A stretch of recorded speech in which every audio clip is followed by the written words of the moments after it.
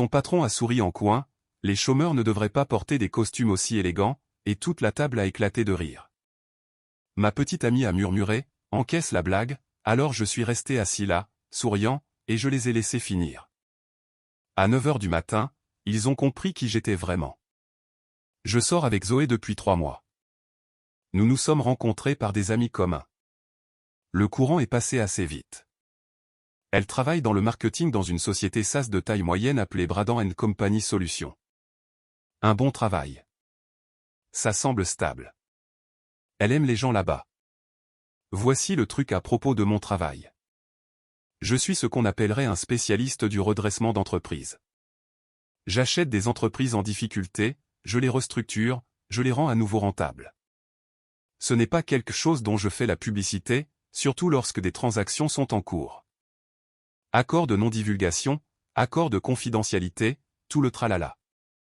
Alors, quand Zoé m'a demandé ce que je faisais, je suis resté vague.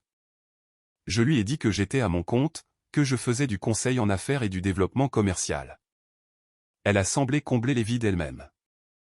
Elle a supposé que j'étais un développeur de logiciels indépendants travaillant de projet en projet. Je n'ai pas pris la peine de la corriger. Nous étions au début de notre relation, nous nous amusions, et franchement, mon travail n'est pas un excellent sujet de conversation pour un dîner. Vendredi dernier, elle m'a invité à la soirée de reconnaissance de son entreprise. Un grand événement, la salle de bal du Weston, open bar, cérémonie de remise des prix. Elle voulait me présenter correctement à ses collègues. J'ai dit, bien sûr. J'ai enfilé un costume, je suis arrivé à 19 heures. La soirée a bien commencé. J'ai rencontré certains de ses amis du travail, j'ai fait la conversation, le truc habituel de réseautage d'entreprise. Puis nous sommes arrivés à sa table. C'est là que j'ai rencontré Brent. Brent est le responsable des ventes. La quarantaine, un rire bruyant. Une poignée de main ferme qui dure trop longtemps. Vous voyez le genre. Il m'a immédiatement demandé ce que je faisais. Conseil en développement commercial, ai-je dit. Oh, quelle entreprise. Je suis indépendant. C'est là que tout son comportement a changé. Il s'est penché en arrière, un sourire narquois sur le visage. Indépendant, c'est ça? Donc, freelance? On pourrait dire ça. Il a regardé Zoé. Freelance? C'est comme ça qu'on appelle les chômeurs maintenant? Quelques personnes à la table ont ri. Zoé a souri. N'a rien dit. Non, j'ai un emploi, ai-je dit, en essayant de rester léger. Je travaille juste pour moi-même. Brent n'a pas lâché l'affaire. À votre compte. Pour faire quoi exactement? Créer des sites web? Gérer des boutiques Etsy? Plus de rire. Je me suis tu, j'ai pris une gorgée. Zoé m'a touché le bras. Landon, tu n'as pas à être sur la défensive. Brent plaisante, c'est tout. Puis elle s'est tournée vers la table. Il est très humble à propos de son travail. Parfois trop humble, vous savez. Ça m'a fait plus mal que les commentaires de Brent. Elle me disait de jouer le jeu. Pour l'essentiel, la soirée a mal tourné à partir de là. Chaque fois que quelqu'un posait une question sur mon travail, la table avait ce regard entendu, comme s'ils étaient tous d'accord que j'étais une sorte de cas social avec qui Zoé sortait. Quelques-uns de ses collègues ont fait des commentaires. Ça doit être agréable d'avoir cette liberté. Pas de véritable emploi du temps. Zoé aime un homme qu'elle peut, vous savez, gérer. Mon cousin fait aussi de la conception web en freelance. Il a vraiment du mal en ce moment avec l'économie. Je suis resté silencieux. Zoé continuait de rire avec eux. Elle a dit que je devrais me détendre quand je ne participais pas. Le pire est arrivé pendant le dessert. Brent s'est levé avec son verre, sa voix portant à travers la table. Et, Landon, sérieusement. Demain, notre entreprise va avoir un nouveau PDG après la clôture de cet accord d'acquisition. Tu devrais envoyer ton CV, mec. Peut-être qu'ils auront un poste de débutant pour toi. Ça pourrait être ta grande chance d'entrer dans le monde de l'entreprise. Toute la table s'est esclaffée. Même Zoé a gloussé derrière son verre de vin. J'ai souri, j'ai hoché la tête. J'y réfléchirai. Ce que je n'ai pas dit, je sais exactement qui prend la direction de votre entreprise demain, Brent. Vers 22 heures, mon téléphone a vibré. Un texto de mon avocat d'entreprise. Demain, 9 heures, annonce de l'acquisition. Vous vous adresserez d'abord à l'équipe de direction. Salle de conférence confirmée. Le conseil d'administration veut que vous soyez là pour 8h30. Point. Je me suis excusé pour aller aux toilettes. Je me suis assis dans la cabine pendant 1 minute, juste pour digérer. Ça fait 3 mois que je travaille sur cette affaire. 3 mois de due diligence, de négociation, de plan de restructuration. L'achat de Bradant & Company Solutions se termine à minuit ce soir. Lundi matin, j'entrerai dans ce bâtiment en tant que nouveau propriétaire. Et Zoé n'en a aucune idée. Je suis retourné à la table, je suis resté 1 heure de plus, je les ai laissés faire leurs blagues. Brent était sur sa lancée, me demandant si j'avais besoin d'aide pour mettre à jour mon LinkedIn, si je savais utiliser Excel, si j'avais déjà travaillé dans un vrai bureau. Zoé m'a serré la main sous la table, mais n'a rien dit pour l'arrêter. Je l'ai ramenée chez elle vers minuit. Elle était pompette, heureuse. Merci d'avoir été si bon joueur ce soir. Brent peut être lourd, mais il est bien intentionné. Ce sont juste des plaisanteries de bureau, tu sais. J'ai juste hoché la tête. Je l'ai embrassé pour lui dire bonne nuit à sa porte. Je suis rentré chez moi, j'ai vérifié mes emails. Acquisition finalisée à 23h47. Bradant & Company Solutions est maintenant la propriété de Pierce Holdings, ma société. Il est 3 heures du matin maintenant. Impossible de dormir. Je dois être à leur bureau dans 5h30 pour m'adresser à l'équipe de direction. Zoé sera dans cette pièce. Brent aussi. Je ne suis pas vindicatif. J'ai acheté cette entreprise parce que c'est une solide opportunité de redressement avec de bonnes bases mais une mauvaise gestion. Les problèmes de culture sont documentés dans les rapports de due diligence, taux de rotation élevé, plaintes concernant un environnement de travail hostile, des chiffres de vente qui ne collent pas. Mais je mentirais si je disais que je n'attendais pas avec impatience demain matin. L'annonce a eu lieu. Ça s'est passé exactement comme on pouvait s'y attendre. Je suis arrivé au bureau à 8h25 lundi. J'ai d'abord rencontré le conseil d'administration. Un alignement rapide sur le message. À 9h précises, nous avons convoqué la réunion de toute l'équipe de direction. Le PDG par intérim, un type décent nommé Jamie, qui savait que cela allait arriver, a commencé l'annonce. Comme vous le savez tous, Bradant & Company a été acquise. Je veux vous présenter le nouveau propriétaire.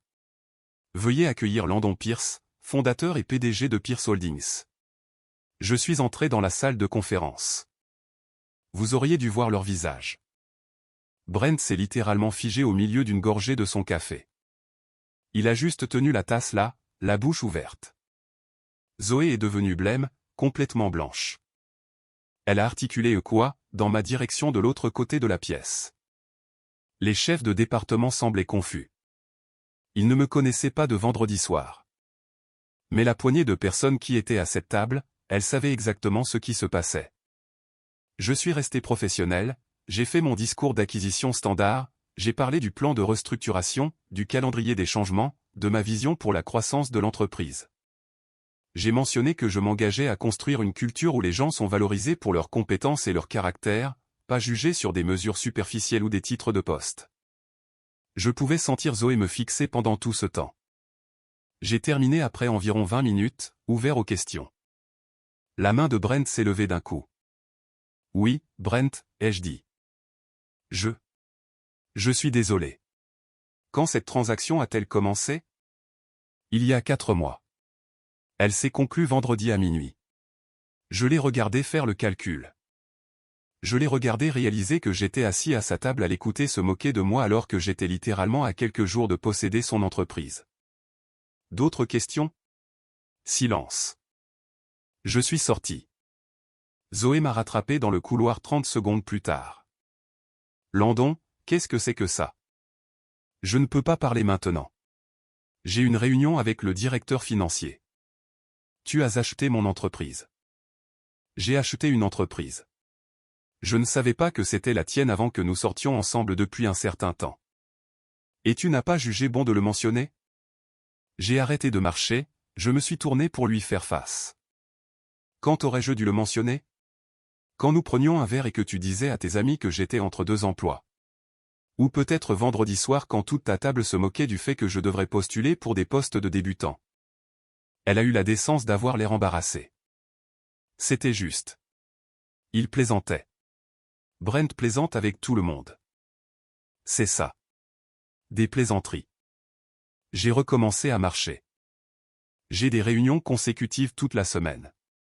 Nous pourrons parler plus tard. Ne fais pas ça. Ne laisse pas la soirée de vendredi. Il ne s'agit pas de la soirée de vendredi. Je l'ai regardé. Il s'agit du fait que tu es restée assise là et que tu as laissé faire. Que tu m'as dit d'être humble. D'encaisser la blague. Je l'ai laissé planter là. J'ai passé les 3 jours suivants en réunion. Le directeur financier m'a expliqué les comptes. Ils sont pires que ceux que l'audit préliminaire avait montrés. J'ai trouvé des irrégularités dans les rapports de vente. Des grosses. Toutes pointant vers l'équipe de Brent. J'ai aussi trouvé quelque chose d'intéressant. Le département de Zoé performe bien en dessous des références. L'équipe marketing avait été signalée pour une restructuration avant même que je fasse l'offre initiale.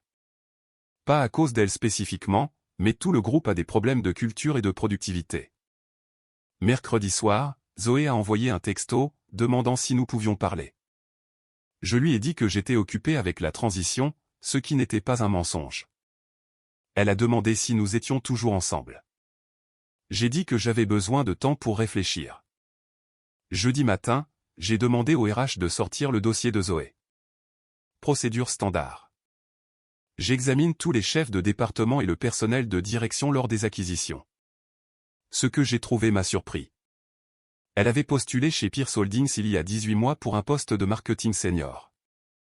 Son CV était arrivé au dernier tour, mais les RH l'avaient signalé comme n'étant pas une adéquation culturelle sur la base des vérifications de référence. Quelques préoccupations concernant l'intégrité et la responsabilité. Je n'ai jamais vu sa candidature.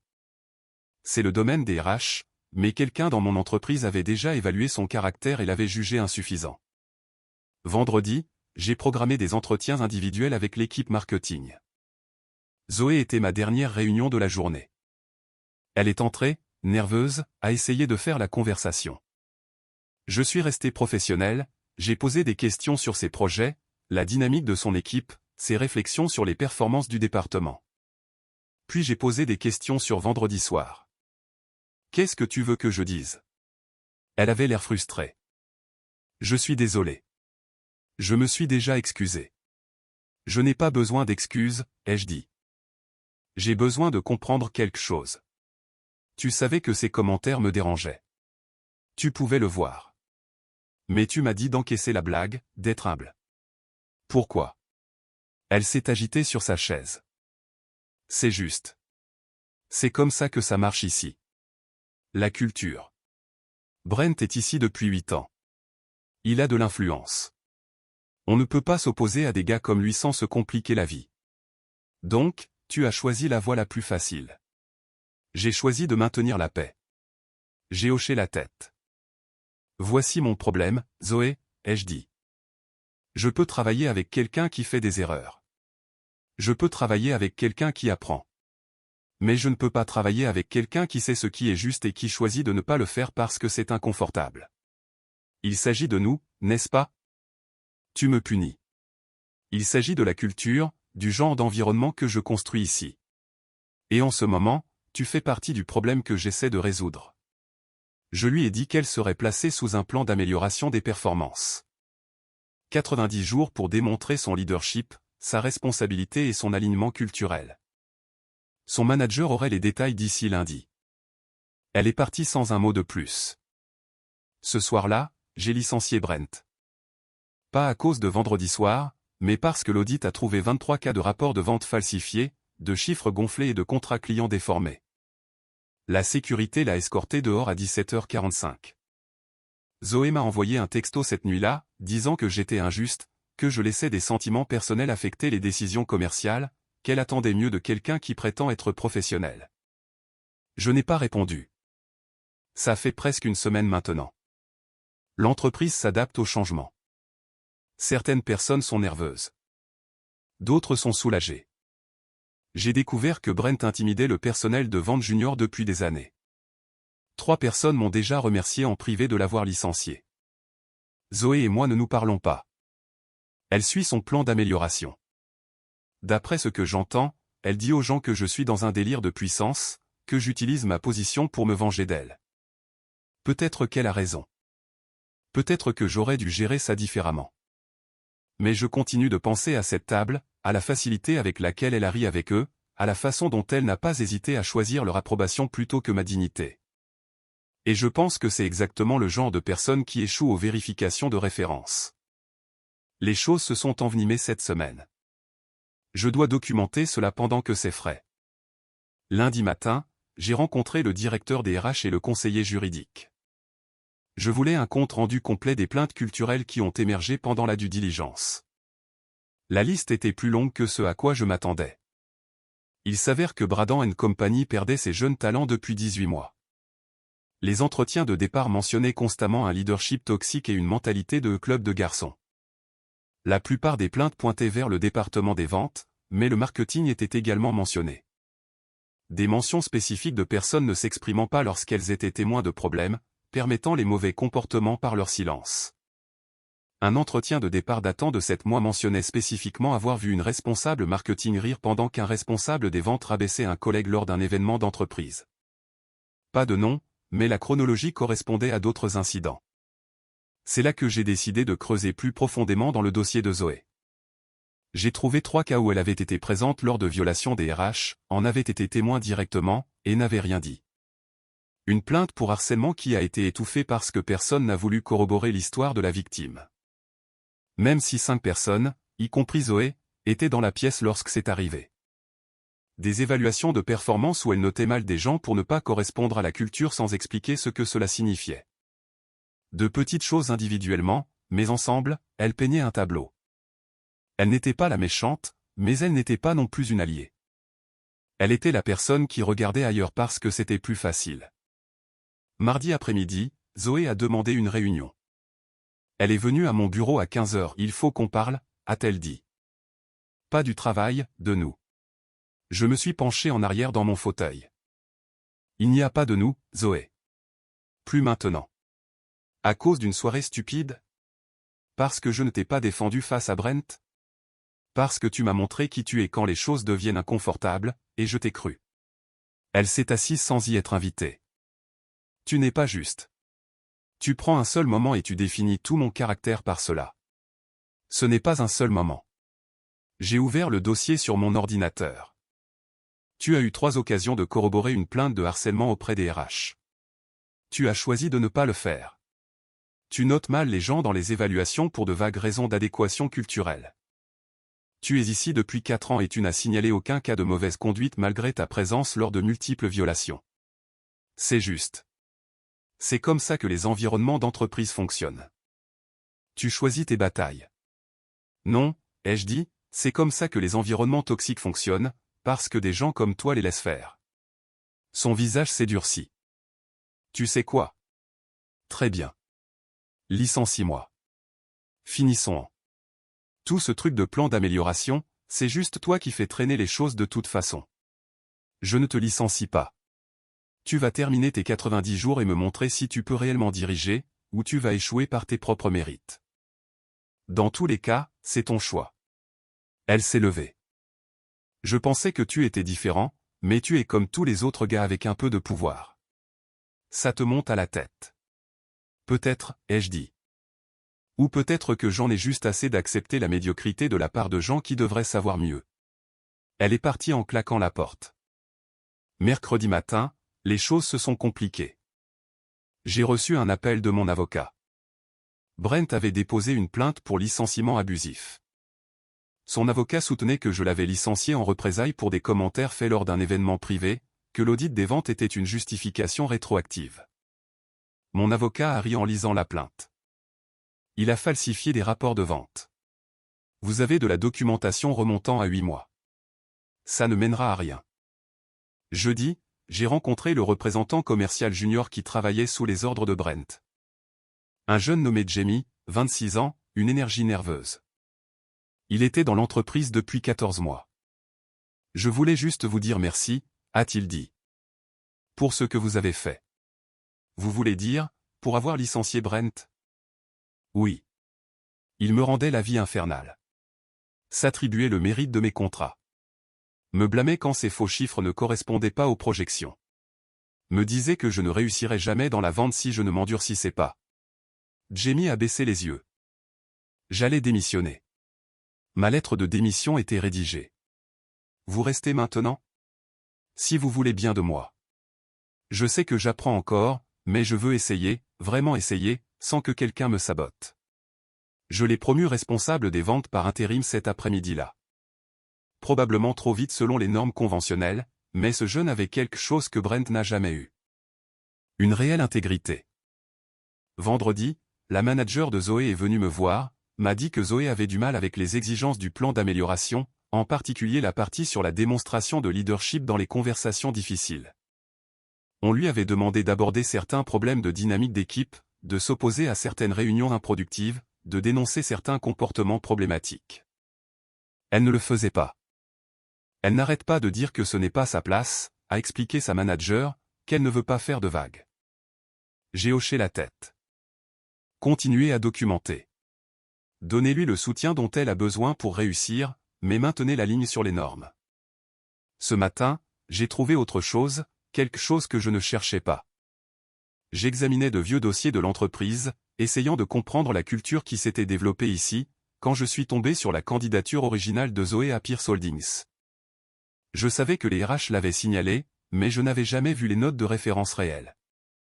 Un de ses anciens collègues avait écrit « Zoé est douée pour l'exécution mais a du mal avec la responsabilité. Elle a tendance à s'aligner avec quiconque détient le pouvoir dans la pièce plutôt qu'avec ce qui est juste. Je ne la recommanderais pas pour des postes de direction nécessitant un jugement indépendant. » Cette référence datait de 3 ans. Bien avant que je la rencontre, bien avant vendredi soir. Je suis resté assis là, à regarder cette note pendant un long moment. Il ne s'agissait plus de vengeance ou de sentiments blessés. Il s'agissait de schéma, de quelqu'un qui avait montré les mêmes traits de caractère pendant des années, et personne ne l'avait tenu responsable assez longtemps pour qu'elle change. J'ai appelé mon coach exécutif ce soir-là, j'ai parlé de toute la situation, de l'acquisition, de la relation, des décisions que j'avais prises. Je voulais m'assurer que je ne laissais pas mes sentiments personnels obscurcir mon jugement. Voici ma question, a-t-il dit. Si vous n'étiez jamais sorti avec elle, si la soirée de vendredi n'avait jamais eu lieu, que feriez-vous d'une employée avec son bilan? La mettre sous un plan d'amélioration. Lui donner une vraie chance de changer avec des normes claires et du soutien. Si elle ne les respecte pas, la laisser partir. Alors c'est ce que vous faites. Donc, c'est ce que je fais. Le plan continue. Zoé a 63 jours pour montrer qu'elle peut diriger avec intégrité. J'espère qu'elle y parviendra. J'espère sincèrement qu'elle prouvera à tout le monde qu'ils ont tort et qu'elle deviendra le genre de leader dont cette entreprise a besoin. Mais je ne parierai pas là-dessus. Quant à nous personnellement, c'est fini. Je l'ai appelée hier soir, je lui ai dit que nous devions officiellement mettre un terme à notre relation, et elle a été d'accord. Elle a dit qu'elle ne pouvait pas être avec quelqu'un qui gardait des rancunes aussi tenaces. Je n'ai pas argumenté. Peut-être qu'elle a raison. Peut-être que je suis rancunier. Ou peut-être que j'ai juste finalement appris ce que j'aurais dû savoir depuis le début. Quand quelqu'un vous montre qui il est, croyez-le la première fois. L'entreprise se porte mieux. Le moral est en hausse. 3 personnes ont déjà postulé pour l'ancien poste de Brent. Tous des candidats internes qui attendaient une chance. Nous restructurons le plan de rémunération des ventes pour récompenser la performance réelle au lieu de ce que Brent faisait. C'est le désordre, mais c'est un désordre qui va dans la bonne direction, un jour à la fois. Mise à jour finale. D'abord, les affaires. Le plan d'amélioration de 90 jours de Zoé s'est terminé hier. Elle n'a pas réussi. Sa manager a documenté plusieurs cas où elle n'a pas réussi à faire preuve de leadership ou de responsabilité, à manquer des délais, à éviter les conversations difficiles, à continuer à essayer de contourner les exigences au lieu de les satisfaire. Les RH lui ont donné un préavis de 2 semaines ce matin. Elle sera partie d'ici la fin du mois. J'ai découvert qu'elle raconte aux gens que je l'ai licenciée par dépit. Que tout le plan d'amélioration était une imposture pour me venger de m'avoir largué. Ses amis dans l'entreprise, ceux qui restent de l'ancienne culture, gobent tout. Il y a maintenant toute une histoire sur l'ex-petit ami PDG et conduit qui abuse de son pouvoir. J'ai laissé tomber. Quiconque croit à cette version ne connaît pas les faits ou ne veut pas les connaître. Ça ne vaut pas mon énergie.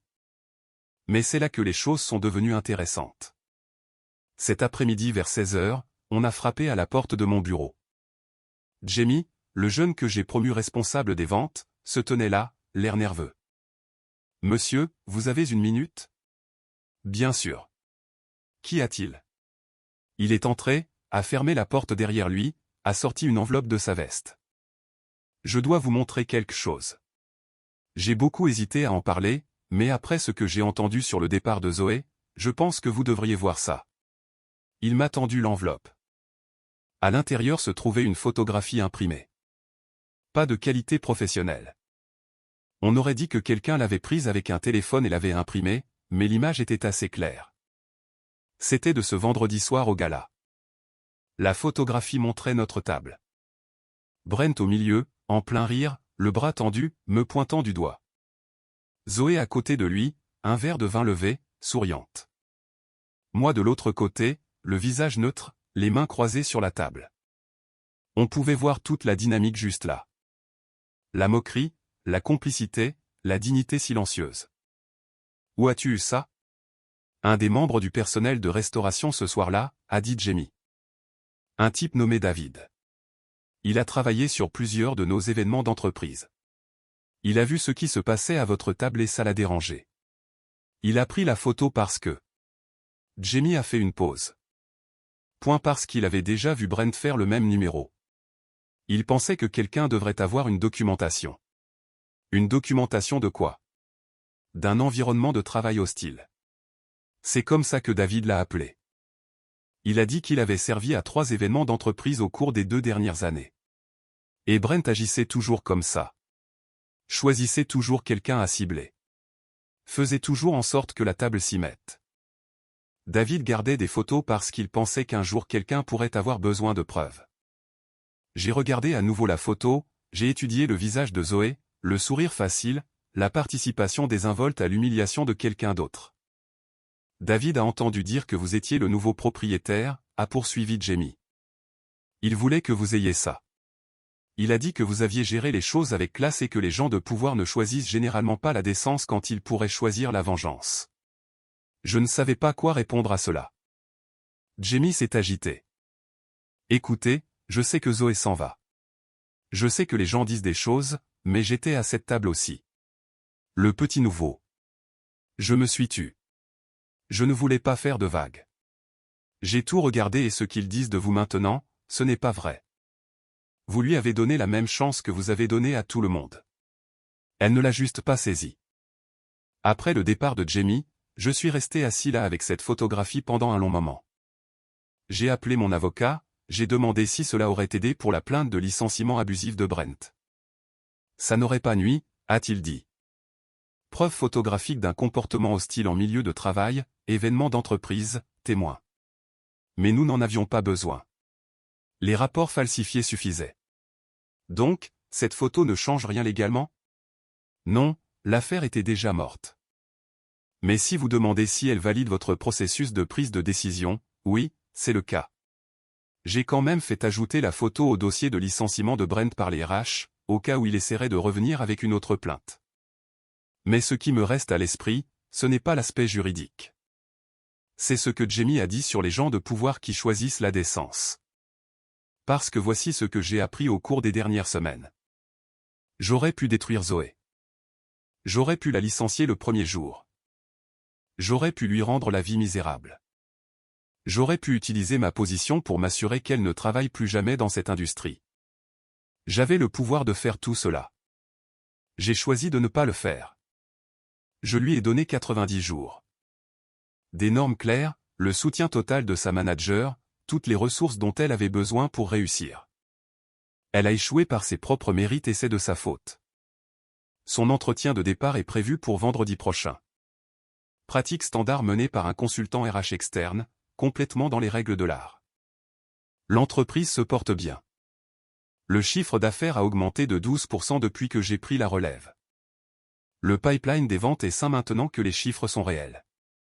Nous avons embauché 6 nouvelles personnes. Toutes des adéquations culturelles. Toutes excitées d'être ici. Les jeunes employés qui se faisaient intimider sous Brent s'épanouissent. La culture prend du temps à changer, mais nous allons dans la bonne direction. Quant au côté personnel, je vais bien. Vraiment. J'ai eu un rendez-vous la semaine dernière. En fait, une femme que j'ai rencontrée à une conférence d'affaires. Elle possède un petit cabinet de conseil. Nous avons pris un café, avons parlé pendant 3 heures, le courant est passé. Je la revois samedi. Elle m'a demandé ce que je faisais dans la vie. Je lui ai dit la vérité dès le début. J'achète des entreprises et je les redresse.